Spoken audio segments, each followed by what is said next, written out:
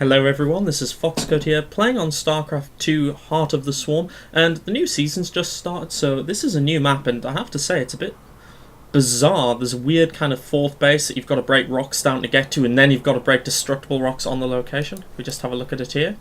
Bit crazy. But that's not the point of this tutorial, not about this map, it's about PvP. Now, PvP is, well, it has been described by many players as kind of rock, paper, scissors, although there's about 7 different things. So I got frustrated with this. I kept losing to the hard counter to whatever build I did. So say I went Robo, they would go Stargate. I proxy 2 gated, they would go 11 gate. I know that's a bad example, but just, it'll work. So anyway, I wrote a list down of all the common timings. I think I have it here actually. Yeah, Proxy Oracle 5:45, Blink All In 7:45, and I just wrote down all the timings, and I decided to try and make my own build to counter it.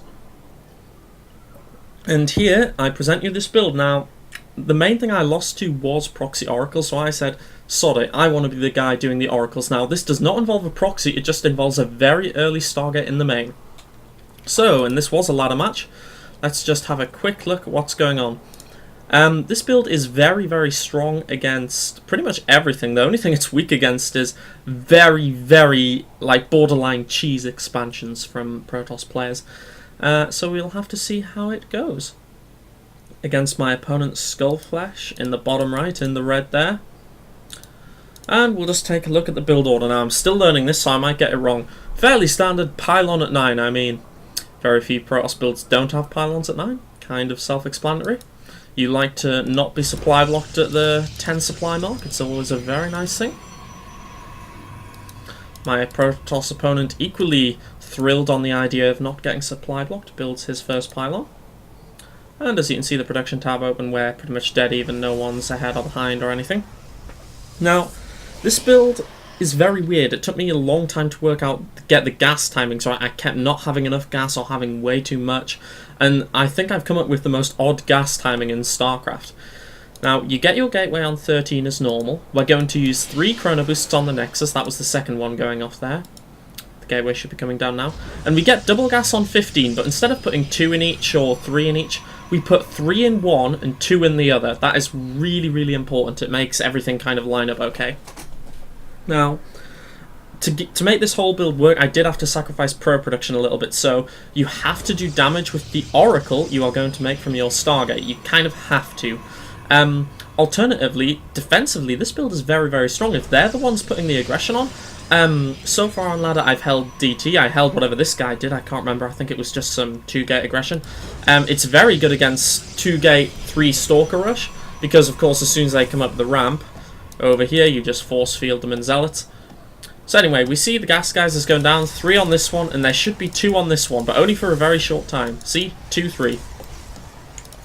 Now we get our Cybercore at 18. Also, it's very important to place your first 2 pylons here.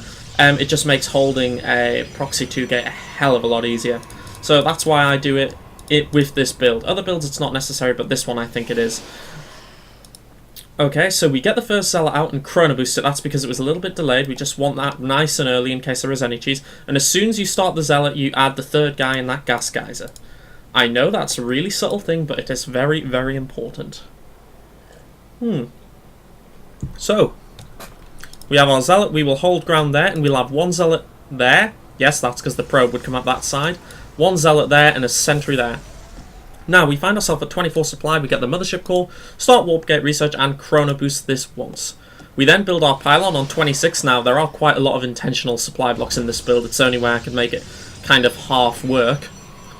So you are lower on probes than most other builds, but you have a lot of options and you are safe against almost everything. So you see the second zealot comes out, and here at 26 the Stargate goes down, 4 minutes 20. That's quite early. I mean, in the build the other common PvP build I do is Swan Sing's build. You get the Stargate, like, I think it's later than 5.5 minutes.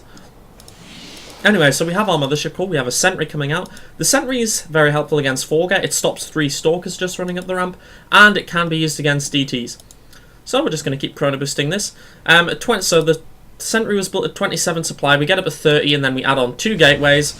We build 1 more probe, make sure that we want to be on 31 supply, because oracles take 3 supply. Now, my opponent has his 3 Stalkers. He must have opened 2 gateways. Yep, there it is. Oh! He's actually going... That is very Huang Xing build-like. He's getting the 2 Stalkers. He's going up a 5. Yeah. Anyway, the Oracle starts now. We chronoboost it, and ideally we want to rally it slightly at the side of where they are likely to be scouting. We really don't want to lose that Oracle. But here we see this is quite a strong defense. I mean, we don't want to use Time Warp really, but we do have the Photon Overcharge ready at 550. That's early enough just to kill any proxy Oracle that they've done.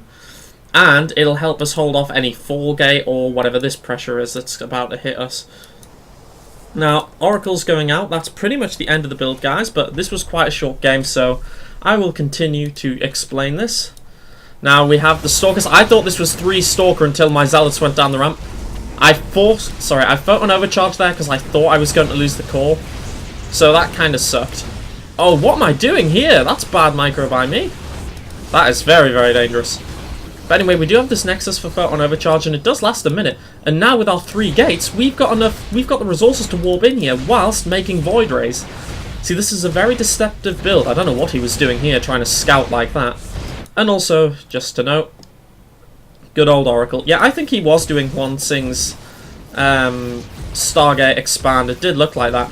And that's the build I did, but it always loses to this. See, that Oracle's got 8 kills. If we take a look at the income, 10 to 23. I mean, yes, his natural's going to be up, but he doesn't have any economy. So this is a really nice defensive build, and it's also quite confusing because you open up 2 Zealots. Now, that does indicate to a lot of players that you're either going Stargate or DT, but it's really, really strong. Because they see Zealots like, okay, this is a bit weird, we don't need to worry about any Stalker pressure, but as soon as you get these 3 gateways, if they've done aggression like that and it's failed, instead of expanding, you would normally expand at 36 supply, you just go across the map with Void Rays, Stalkers, and you just kill them. I mean, that's all you really need to do. Now, we see he's adding on a Twilight Council. Maybe for a Dark Shrine. I think that's possibly the worst decision he could make right now, because he really needs those minerals to get those probes out. And I mean, I don't think he should expect me to sit across the map. The Oracle coming in again. Oh, Skullflesh just not having a good day. We've got 1 Phoenix out there, but 1 Phoenix against Stalkers and I think 2 Void Rays. Where's the second one? There it is, coming in. And my Oracle I think I am going to lose it, but I mean, the amount of damage. Look at that Oracle. 17, 18 kills. Now, obviously, you should never expect to do that well with it. This build is designed to go into a macro game. You're not meant to be able to kill your opponent here. Then I would put that down to micro mistakes on the part of Skullflesh when he attacked my base, but even if this had gone on, you are in a very good position to go into the very strong Void Ray composition, aka Void Ray OP! Yeah! So anyway guys, hopefully that has been helpful for you. Let's just take a quick look at details, whatever. And let's have a look at the loss. Yeah, wow, I only lost 4 units. That must have been in the openings of that. The only build I've not tried this against yet is Blink. I'm not sure how it would fare against Blink-based play. However, the Oracle is so early, I think it would get to the mineral line to do enough damage so that they couldn't make too many Blink Stalkers. And with Photon Overcharge, Void Ray, etc., I think you'd be able to hold it off okay. So anyway, hopefully this build will be useful to you guys, and if you really want, try and mix it in with your PvP. Good luck, guys.